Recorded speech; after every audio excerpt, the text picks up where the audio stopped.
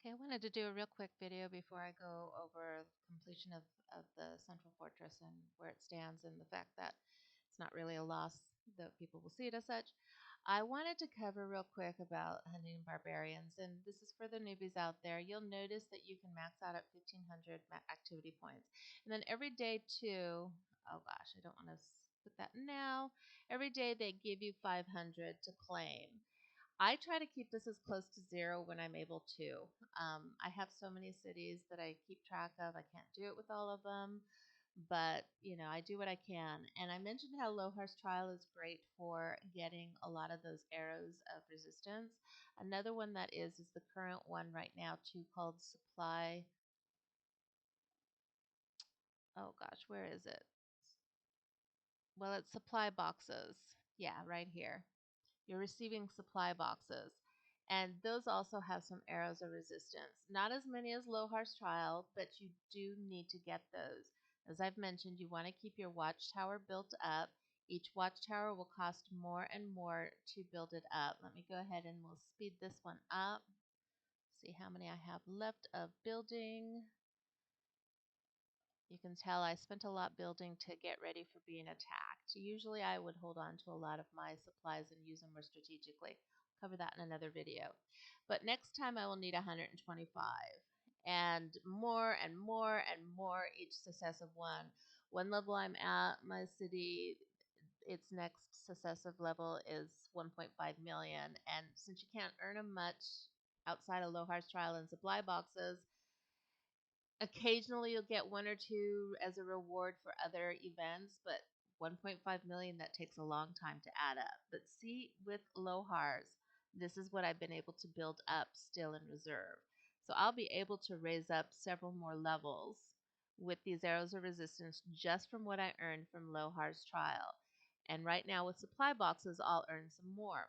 Another thing about hunting barbarians, so you send someone out to gather, and I'll go ahead and I'll send one out to gather, and then we'll take a look real quick. And I'm not going to send out to gather much because, they're still after me and all of that. Plus, I have that video I did about attacking a city because someone was attacking my gatherers. So I'm just going to send out to gather, and you'll see how quickly they can be gathering, especially this early in the game because I haven't sped up much of their gathering because I haven't been able to put much effort into my gathering commanders because I had to build up my garrison and I had to build up an attack and conquering for another lesson. This is far different than how you would typically play, but as I point out how it's different. So now I'm going to go out and I'm going to hunt some barbarians, okay? And I've told you how I would prefer you use as many commanders as possible. Right now we can only use two, so that we can do a comparison. So I'll go out and I'll send them out and we'll do a bunch. As I've told you, I like to add the secondary B1 that I'm building up. The male gatherers, I'm tending toward, not Lancelot, but these three are kind of male gatherers. Um, and so is Gaius Marius. I really like Gaius Marius for gathering. I've already put him at a level 3 somehow just by building him up. Um, the they are I like to I've decided I want to start focusing them on gold and stone first, and the females on crops and woodlands. There's no rhyme or reason behind it except then I'll know what my gatherers are geared towards. And I need to send another one. I was getting distracted. Pelagius, I love giving you points, but I need to build up my gatherers. And so I'm going to show you real quick. Once we have the numbers, I'll try to show real quick. We'll just do several of these so you can see how many resources you can actually earn. It's just you don't earn them up here where your gatherer's resources go. They don't go in the storehouse. You get them as tokens. So I'll get it set up for the next attack. I don't want to send Joan of Arc. Remember, when you're doing multiple, you want to remember who's gathering or who is garrisoned somewhere or who's building a flag or whatever they are doing, so that you only send the ones that are truly meant to be part of the attack.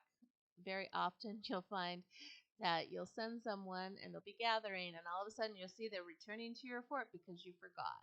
Another thing is when you're hunting barbarians, try to do it actively. Don't leave them out in the field. So I was warning someone that I saw his troops were sitting out in the open for a very long time, I figured he had sent them out to gather and he just forgot. And he had 2 troops, so he was using only 2 of his commanders, so he's lucky in that respect. But I sent him a chat and I'm like, your troops are out in the open. You know, you don't wear our tag, but you are still at risk because you know how they operate. Because he had joined the bullying alliances. He was part of the main alliance for a bit. They kicked him out. He wasn't powerful enough. As I've mentioned, they look at power of the city over everything.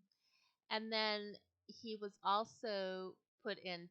Then later he joined here, and then he he responded to their join us or be zeroed, and so he decided to join one of their side alliances.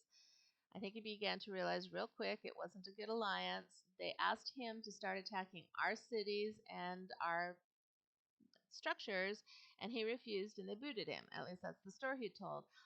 I would believe it because that's kind of what they indicated to me as what their intention is with anyone who becomes one of their academies, is that they will be told what to do, who to attack, and all of that because their intention is to dominate the entire zone. And when I refused, it wasn't just refusing to wear the banner and participate in those activities. My refusal was towards working towards the one particular leader, and I'll share about that more in another video. I'll just do one more. And so when you're attacking, as you see this going down, is when I get close to zero is typically when I'll say, okay, I'm done for today. I turn off hold position after attack, then I attack, collect the same ones, and then they'll go back to my city. That way, if I get distracted, at least they are garrisoned and they're not out in the open and available to being attacked. That's what this other guy had done. He had left him out in the open. I warned him, but by the time he got the warning, he'd already been attacked. And he was out there a long time before they attacked him, but they had started building their alliance flags up in that area. That was where they were moving towards our other alliance flags.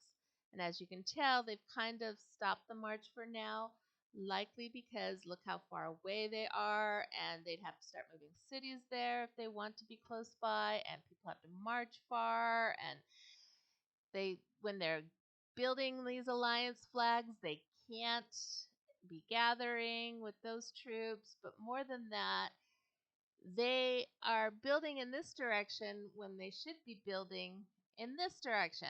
I distracted them enough to have them not go after that, but they are unfortunately close enough that if this alliance decides to go after the flag, they may start going after them either from here, but since it's the altar that it's at risk, they could also start pushing this way to get to the altar first and have the battle happen right at the altar. So that is a possibility. And I have to take that into consideration when I decide where I'm going to put the next flag. So quickly, let us look at how Joan of Arc is doing. And we'll take a look at how long it takes her to gather. And she can only gather one thing. She can only gather, right now she's gathering food. And we'll see how much she's doing. So we'll look at the time. So for 30,000, it'll take her another 7.5 minutes. Okay?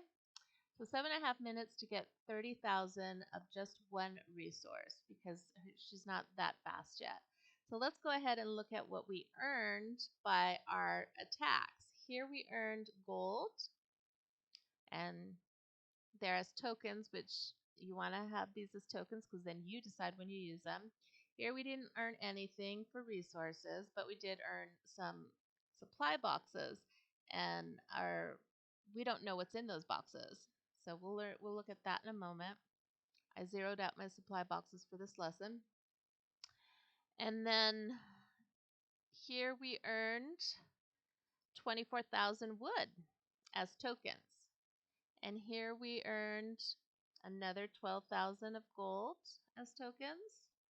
And here we earned no resources. And here we earned 22,000 in food. And here we earned no tokens, but more supply boxes. Actually, those aren't the supply boxes. Those are, sorry, I'm wrong about that. Those are among the ones that I say to just use that are, these are those resource packs. And the resource pack C has resources that, let's look in our items. I'm sorry that I get confusing sometimes. So resource pack C will randomly give you 1,000 of wood or food or 750 stone or 500 gold. I don't like the fact that they're random, but they're available to you. So that's more tokens in its own fashion. So let's find out real quick what else. Okay, so that was it. So look at all those tokens we earned, okay? We earned about 24,000 gold, about 22,000 croplands or food, and I think 22,000 wood. And in comparison, and how long did that take? Not very long at all. A lot less longer than Joan is taking. And then we earned all of these side boxes. So let's make sure I've zeroed out my side boxes before, or supply boxes, before we do it. And I had. So let us accept all of these. And let us look at what we earned right now with the supply box event going on. And that's just for this event, but what I showed you before, it demonstrates hunting barbarians, you can actually earn more resources than you do when you actually gather. So don't be put off when you can't gather. Gathering is more of really keeping them busy when you just don't want to be entertaining your commanders by having them chase barbarians. So going to our supply boxes, let's accept all. So here we got 35,000 wood, a bunch of speed ups. We got 25 of these 750 tokens. So we got about 18,000 stone and 15,000 food. So see how many resources you can get right now just hunting barbarians. Plus you're giving XP to your commanders, especially if you're using my recommendation of having a secondary commander too and building up your secondary commander's XP by attaching them specifically by using multiple commanders, because each attack is the same as far as being like an individual to attack. So spend your time right now attacking barbarians, and anytime your city is under, well, your gatherers are under attack, and it will happen. There are certain events where it happens a lot, and then there's other events where they just decide to move in and start intimidating, like they tried to do here to push us out. So take advantage right now of the supply box. Signing off.